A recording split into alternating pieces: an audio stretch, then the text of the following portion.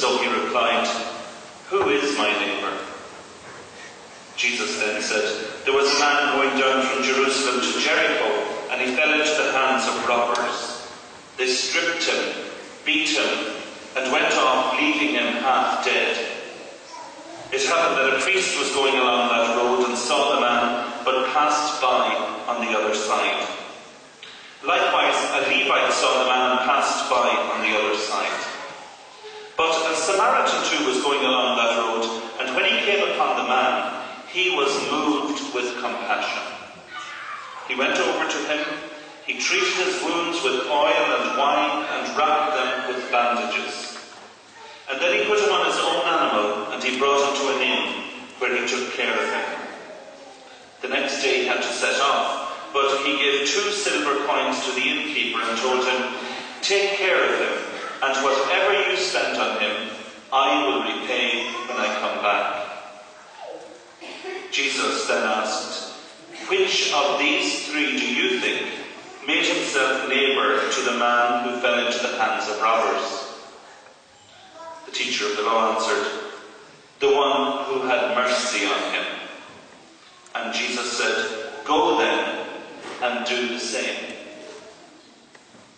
And this, my friends, is the gospel of the Lord.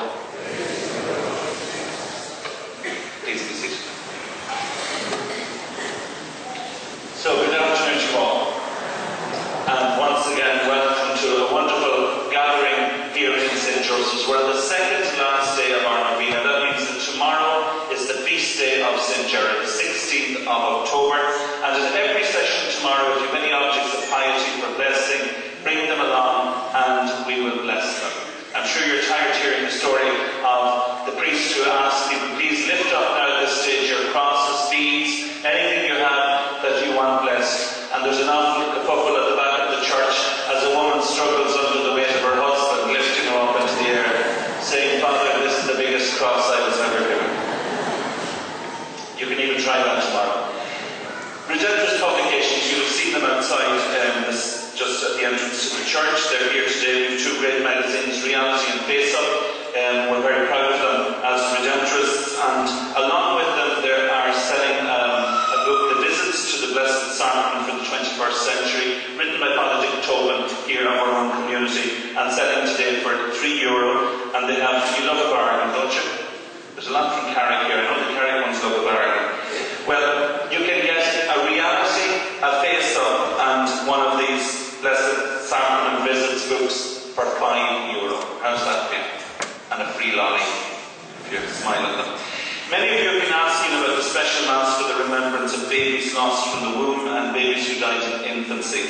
That Mass will take place on Sunday, the 4th of November at 7 p.m. So the first Sunday in November at 7 p.m. There will be a box in place at St. Gerard's Shrine from tomorrow morning on, and into that box you can place the names of the babies you want to have remembered at that Mass. It will remain there until the 4th of November. The little name cards will be beside the box, and you simply write the name on the back of the card.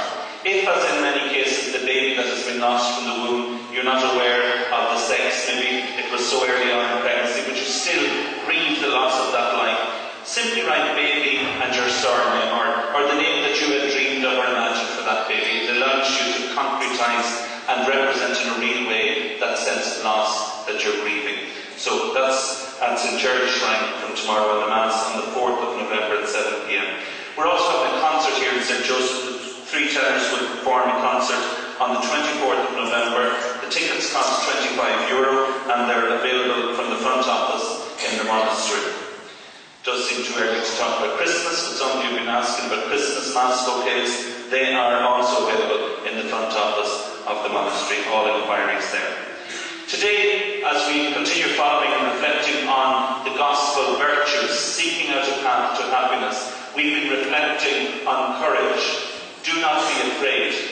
I was slightly afraid with this topic because of the person or the people I was inviting to come here. I was afraid they would say no, that it was asking too much. And when I met Stephen and Kay a number of weeks back and invited them to come and address the topic they're going to deal with here, I was delighted when they both said, "We will do it." So peaceful ground. Nobody's going to be there to attack. It's a wonderful church that we have here with a wonderful people, and I want you to give them the warmest and best Redemptorist welcome that you can give to Kay Ferriser and Sean and Stephen Vaughan.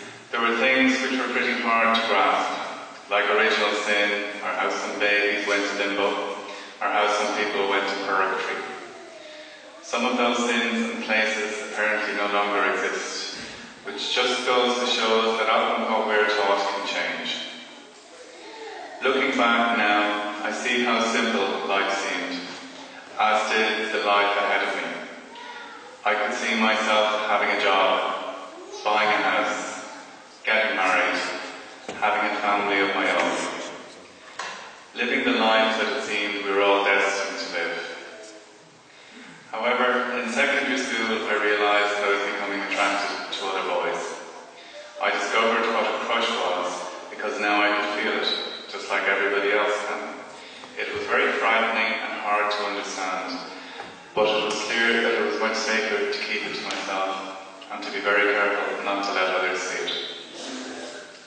Gay and lesbian teenagers struggling through all of what Stephen has described on their own feel very lonely and isolated. As a teenager in the 70s, I was aware of the abhorrence of homosexuality, but I knew they meant men. What about women? This invisibility of women made me afraid I was some type of freak, neither man or woman. And other women of my generation told me they were very frightened when they had crushes on girls, that they would grow beards and other things. In all of this time, I had never met a gay person, or so I thought. Yet today, I now know 3 women I grew up with who are gay.